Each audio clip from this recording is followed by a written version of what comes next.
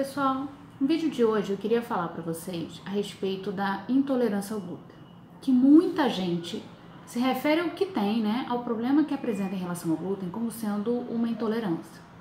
Eu acho que isso gera muita confusão e esse termo não define realmente o que as pessoas têm, né, e ainda dá margem para as pessoas não se cuidarem da maneira correta, banalizando alguns cuidados essenciais. O que acontece? Durante muitos anos, tá? Intolerância ao glúten era o sinônimo da doença celíaca. Então, quando um médico falava para você, você é intolerante ao glúten ou você tem intolerância ao glúten, o que estava querendo dizer era que a pessoa tinha doença celíaca, que é uma condição autoimune de origem genética causada pela ingestão contínua de glúten, tá? Hoje em dia, né, como já se sabe que existem outras desordens associadas ao glúten, como a sensibilidade ao glúten não celíaca, como a alergia ao trigo nas suas mais diversas manifestações, e inclusive temos algumas outras situações em que a ingestão de glúten não é benéfica, o termo intolerância ao glúten ele ganhou uma certa popularidade e está todo mundo falando disso, né?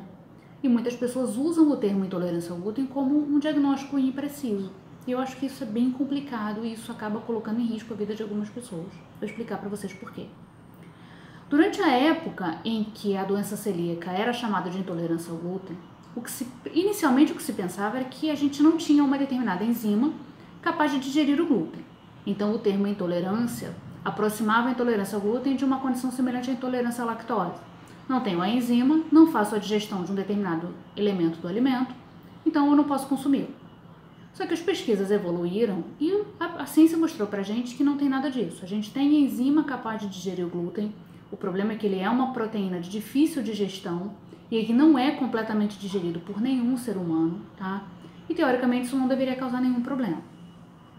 A questão é que quando a gente tem alguma desordem associada ao glúten, seja ela doença celíaca, sensibilidade não celíaca, alergia ao trigo, a gente não pode consumir porque o tipo de intolerância que existe é de origem imunológica. O que seria isso? É o nosso sistema imunológico que não consegue compreender que o glúten é uma proteína alimentar e ele começa a gerar anticorpos para tentar destruir essa proteína. Então é um nível de intolerância muito mais grave, muito mais complexa do que a intolerância por falta de enzima, que é o que acontece na intolerância à lactose. Então, chamar de intolerância ao glúten, se referir à doença celíaca ou à sensibilidade não celíaca como é só uma intolerância, isso faz com que as pessoas banalizem o quadro e tratem de forma superficial e ainda acreditem que as enzimas possam ajudar, porque no mercado internacional tem uma porção de suplementos à base de enzimas digestivas, muitas com a alegação de que servem para se consumir glúten. E a gente sabe que isso não é verdade, não é seguro para quem é alérgico, sensível ou celíaco. Então, uma das sugestões que é dada pelos pesquisadores é que a gente não fale mais de intolerância ao glúten, né? Que a gente realmente chame a desordem que a gente tem pelo nome correto.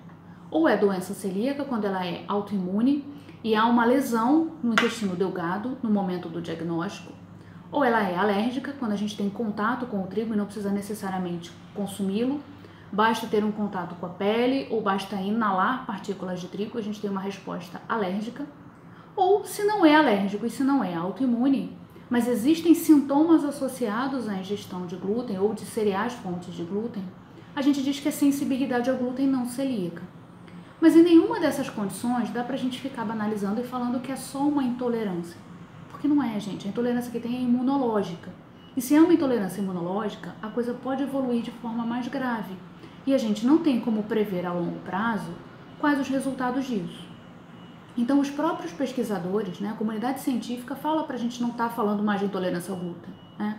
E se algum profissional de saúde falar, você é intolerante ao glúten, procura perguntar, porque de repente o profissional tenta simplificar um pouco para ajudar no entendimento, mas eu acho que é importante a gente procurar saber exatamente o que eu tenho, tá? Qual é o tipo de intolerância que eu tenho? Eu sou celíaca, eu sou sensível, eu sou alérgica, o que é?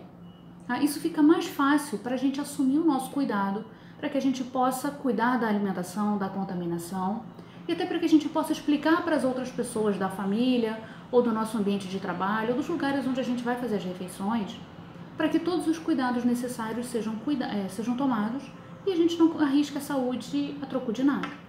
Ok, pessoal? Então vamos evitar de falar eu tenho intolerância ao glúten, porque isso não significa absolutamente nada em termos médicos, em termos científicos.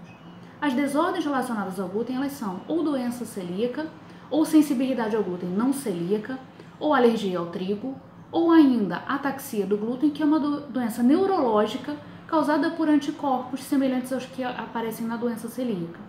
Tá certo, pessoal? Então, até a próxima!